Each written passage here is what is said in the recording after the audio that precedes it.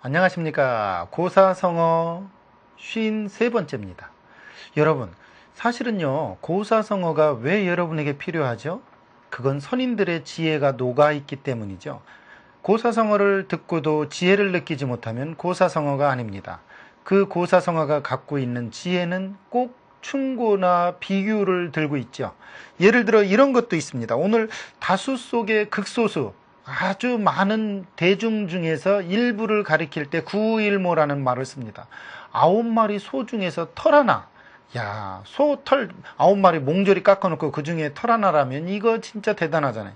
여러분, 민주주의의 횡포가 뭐냐면요, 다수를 이용한 소수의 희생을 요구하는 겁니다.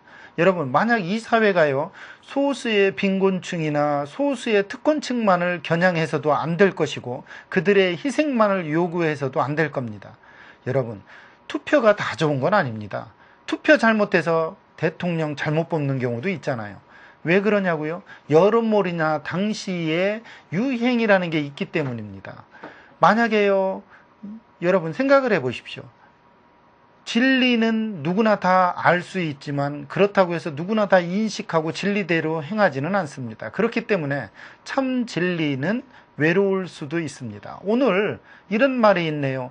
9마리 소의 그 9마리 소가 있는 가운데서 털끝 하나.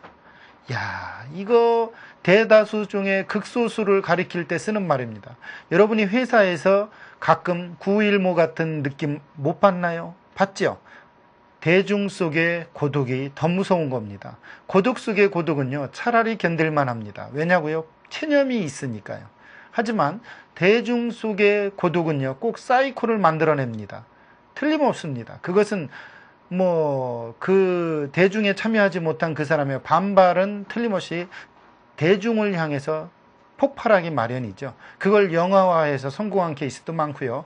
그러면 오늘 그 대중 속의 극소수, 그것을 겨냥한 구일모, 그러면 낮자 공부 통해서 이거에 얽힌 고사도 한번 알아봐야 되겠죠. 첫 번째 글자입니다. 같이 보죠. 여러분, 이 9구는요, 여러분이 이제 압니다. 이건 열십이잖아요. 그죠? 열십의 뒷꽁무니를 휘어가지고 뭐를 만들어냈습니까? 9을 만들어냈죠. 그래 놓고서 10손가락을 모아서 열십자의 가로줄을 구부려서 9을 나타낸 글자입니다. 그렇지만 이게 9구라는 뜻 외에도 변화의 수 9를 나타내죠. 우리가 변화의 수 9는 왜 그러냐면 이 9를 넘으면 10이라는 것으로 변화를 하기 시작합니다. 그래서 꼬리 9개 달리면 구미호, 그리고 여기에 구멍혈이 들어가면 구멍 속 구비구비 찾아다녀야 되죠. 그래서 우리가 응용 단어를 보면 구곡이라는 말이 있습니다. 구곡, 굴곡이 매우 많아서 변화가 심한 것, 구곡간장이 다 녹는다, 이런 말이 있죠. 그런 말 많이 쓰잖아요. 그죠? 구구절절하다, 이럴 때 쓰는 말도 있고요. 그 다음에 구건, 넓은 하늘을 구건이라고 합니다. 구건, 이때 구는 넓은 뜻을 나타내고 있죠. 수의 완전수는 올이라는, 모두라는 뜻이 있다고 그랬죠. 그쵸? 열십, 일백백, 일천천, 일만만. 기억나나요? 그래서 우리가 백화만발하면 꽃이, 온갖 꽃이 다 폈다지, 백송이 꽃이 활짝 폈다, 이런 뜻이 아니죠. 수의 완전수는 뭐죠? 모두라는 뜻이 있어요. 그런데 수 완전수 바로 앞에인 구는 변화의 수를 나타내기도 하고요. 굴착기의 손 모양을 보십시오. 어떤가요? 꼭 변화의 수 9를 닮아 있죠. 구구절절, 아주 틀림없이 구곡간장, 이렇게 뭔가 많거나 어떠한 것을 깊이 연구할 때 쓰는 자이기도 합니다. 변화의 수라는 것 잘 알아야 되겠죠. 그러면 9마리 소라고 했을 때는 꼭 수의 그 9마리만을 얘기하는 게 아니고 굉장히 많은 변화한, 그 풍부한, 아주 넉넉한 수의 소, 그것을 비유한 단어이지 꼭 9마리라는 뜻의 그 소만을 지칭하지는 않을 겁니다. 그러면 다음 글자 소우에 대해서 알아봐야 되겠죠. 이 소우는요, 상형자이기 때문에 특별히 어렵지는 않습니다. 같이 볼까요? 이렇게 해요. 소의 머리와 소의 그 모양을, 머리 모양을 정면에서 본 모양을 본뜬 글자입니다. 그래서 소가 변해서 이렇게 된 거죠. 한마디로 말해서 소의 얼굴 모양을 정면에서 본뜬 그러한 경우죠. 우리가 우각 그러면요, 한마디로 쇳불입니다. 쇳불도 단김에 빼라, 뭐 이런 것. 그 다음에 우보, 소거름. 소는요, 밭농사나 농농사를 지어본 분은 압니다. 뒤에 쟁기를 달아놓고 으랴 하면은요, 소가 천천히 가지만 쉬지 않고 갑니다. 그래서 우보라고 하는 것은 소걸음이란 뜻 외에도 끈기 있는 걸음걸이, 이런 뜻도 있습니다. 그러니까 불경에서도 우보를 비유를 많이 합니다. 소를 찾으러 가면서 흰소의 그 걸음걸이를 쫓아가는 게, 이 노자가 소를 타고 그 관문 밖을 벗어나면서 도가 텄다고 그래서 이 노자가 꼭 소를 타는 모습도 우리 많이 나오죠. 그런 뜻에서 도를 찾아간다는 뜻도 우보라는 뜻도 있습니다. 여러분, 급한 걸음보다요, 끊임없는 걸음이 목적지에 갑니다. 빠른 걸음이 중요한 게 아니고요, 쉬지 않는 걸음걸이가 중요합니다. 여러분, 우리 이런 경우 있죠. 고3 때까지는 죽어라고 공부하고 대학 가서는 좀 안일해지는 경우 많죠. 아닙니다. 평생 꾸준히 공부하는 사람이 행복합니다. 왜냐고요? 인생은 배우는 데서 오는 즐거움이 있기 때문이죠. 그런 것은 제가 설명 굳이 안 해도 되고요. 이 소라는 말은 그 덕으로 더 많이 비유되는 동물 중에 하나입니다. 예를 들어서 뭐 여우나 늑대가 간사스러움으로 비유가 된다면 학이나 뭐 이런 것들은 좀 고고함에 비유되고요. 소가 상징하고 있는 건 누가 뭐라고 그래도 미련스러울 만큼 참고 또 꾸준하다는 거일 겁니다. 그러면 그 다음 글자 한번 또 알아보죠. 한일이다. 이 글자 굳이 설명 안 해도 여러분 잘 알죠? 같이 보도록 하죠. 손가락 하나 또는 선 하나를 옆으로 그어가지고서 수요의 하나라는 뜻을 나타내는 한일입니다. 물론 같다라는 뜻도 있죠. 우리가 그 사람 참 일리 있는 말을 잘한다. 일리, 하나의 이치요.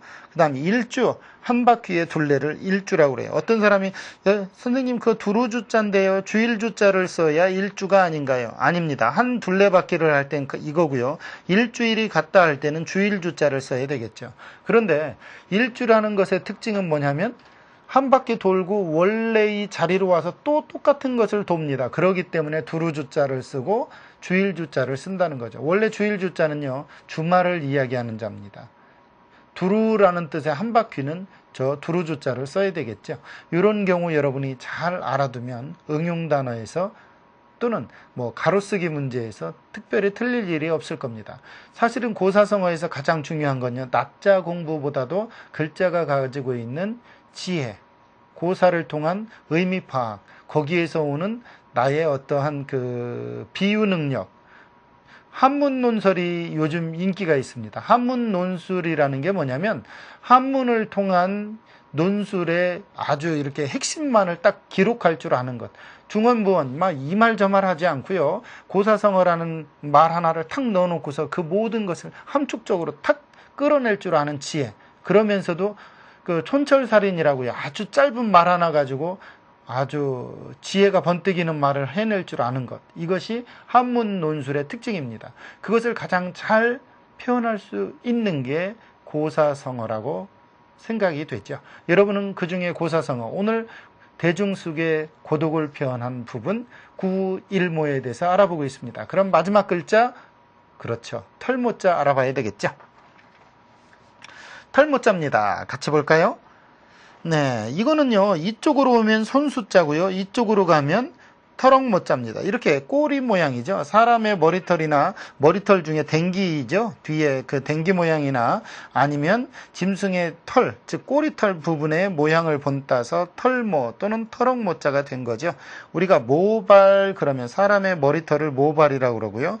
모공 그러면 살갗에서 털이 나는 구멍을 모공이라고 그럽니다.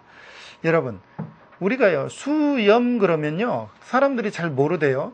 수는 여기 턱수염을 수라고 그러고, 염은 원래는 구렛나룻을 이야기합니다. 수는 엄격히 따지면 코 밑에와 입 밑에 요 부분을 수라고 그러고요. 나머지 부분은 염입니다. 그러면 털엉모는 어디다 쓰느냐? 저거는 짐승의 털이든 사람의 털이든 그 털 자체를 모라고 그러고요. 머리 부분을 특별히 우리는 발이라고 그럽니다. 그래서 발모제 이렇게 얘기하죠. 이런 것들을 합쳐서 모발 그랬던 사람의 머리털을 특별히 모발이라고 하는 겁니다. 그런데 모는 이런 데도 나는 걸 모라고 그래요. 그죠? 그 모나리자가 눈썹이 없죠. 그래서 원래 제가 지어준 별명이 모나리라. 앞으로 그 사람은 모가 날 겁니다. 이럴 때 털모자는 꼭 어느 부위를 지칭하기보다 모든 털을 모라고 그럽니다. 그래서 수와 염에 대해서도 알았고, 그 다음에 여러분이 또 뭣도 알았어요? 발에 대해서도 알았죠. 전부 다 머리카락, 수염, 뭐 이렇게 털을 상징하는 거지만 위치에 따라서 이름이 조금씩 다르다는 거 한 번쯤 알아두면 좋겠죠. 그러면 이 네 자를 통한 문법 공부 한번 해봐야 되겠죠? 같이 보겠습니다. 구우일모입니다. 9마리의 소, 이런 뜻이 되겠죠. 즉 9마리의 소, 그 중에서 일모, 9마리 쇠털 중에 한 털이다, 이런 뜻이죠. 다수 속에 소수를 표현한 말입니다. 사실은 이 얘기가요, 문통이나 한서에도 적혀 있는데, 사마천의 그 이만에게 고하다, 이 보하다라는 것은 알리다 이 말이에요. 이만에게 알리는 글 중에서 유래한 겁니다. 이 알릴 보자는 그 이만에게 보하는 서라는 어떤 그 편지글처럼 그렇게 하는 글 가운데 실려 있는 그런 내용이 문통에도 실려 있고 한서에도 실려 있습니다. 여러분은 잘 알죠? 사마천이 어떤 사람인지, 그죠? 사마천이 자그만치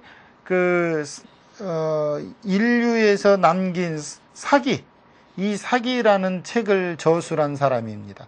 사기가 총 120권입니다.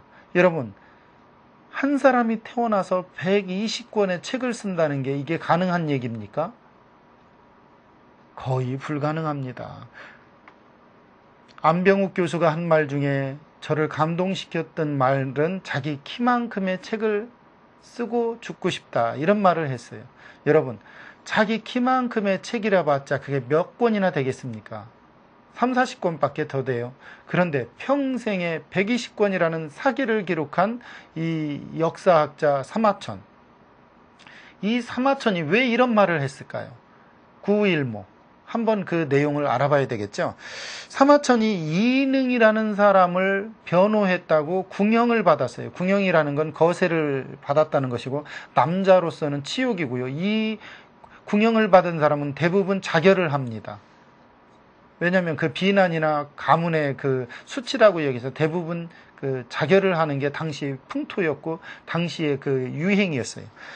이게 무슨 얘기냐면, 천안 2년에 이능은 이사장군 이광예의 별동대가 돼가지고서 흉노를 정벌하게 되었는데, 그는 변방 여러 나라의 이름을 날린 이광의 손자이기도 합니다. 그러니까 장군의 아들이 그 손자가 이능이에요. 그 이능이 겨우 5천의 군사를 이끌고서 기마라는 말 달리는, 소위 말하면 말을 타고 싸우는 기마 부대도 내주지 않는 무제의 명을 받고서 5,000명이라는 그 부대만을 가지고서 그 흉노적을 자그마치 10여일간에 걸쳐서 그 싸움을 합니다.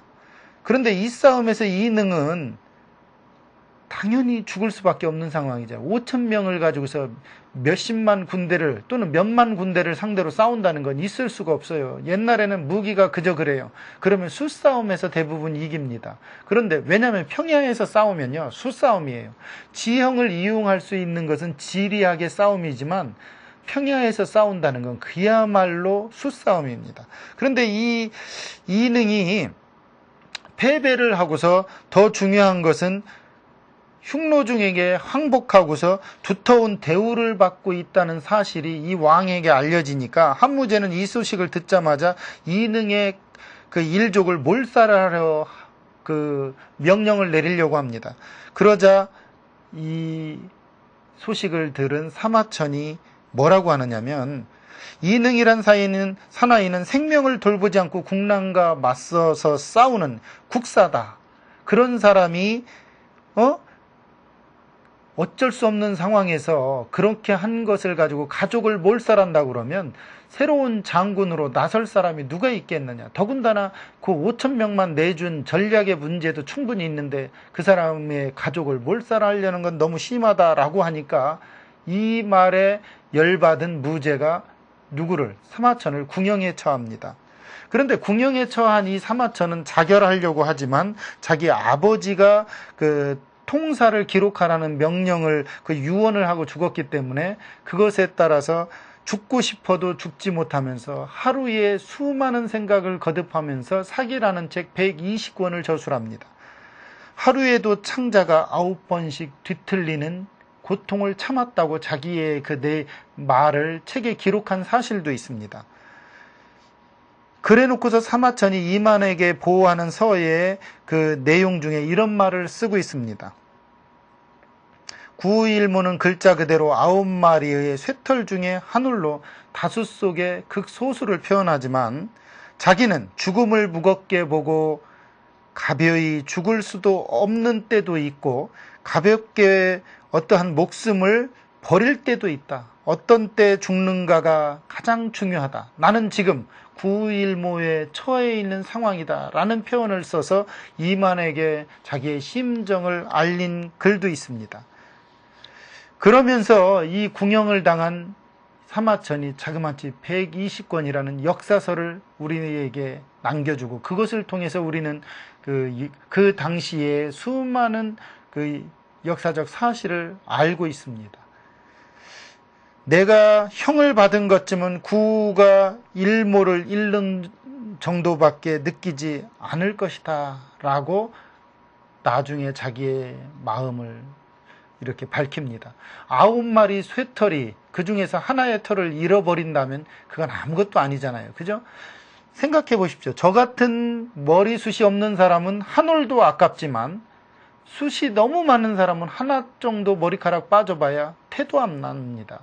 여러분, 이런 것이 대다수 중에 극소수의 어려움입니다. 사마천을 누가 감히 다수라는 민주주의 횡포로 소수의 그 아름다움을 꺾어낼 수 있겠습니까?